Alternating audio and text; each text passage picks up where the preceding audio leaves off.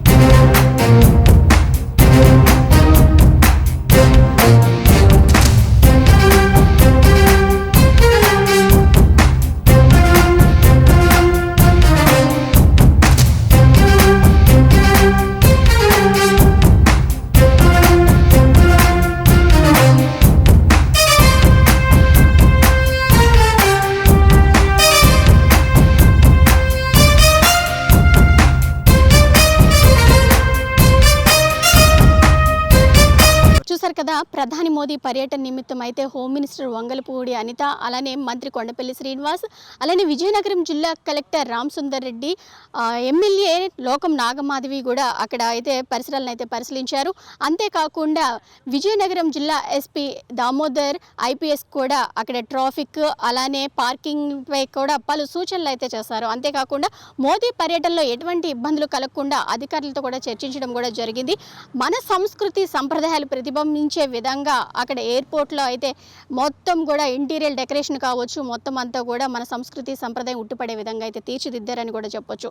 అంతేకాకుండా ఈ విజయనగరం జిల్లా భోగపురం అల్లూరి సీతారామరాజు ఇంటర్నేషనల్ ఎయిర్పోర్ట్ని జాతికి అంకితం చేయనట్లు కూడా ప్రకటించారు అధికారులు.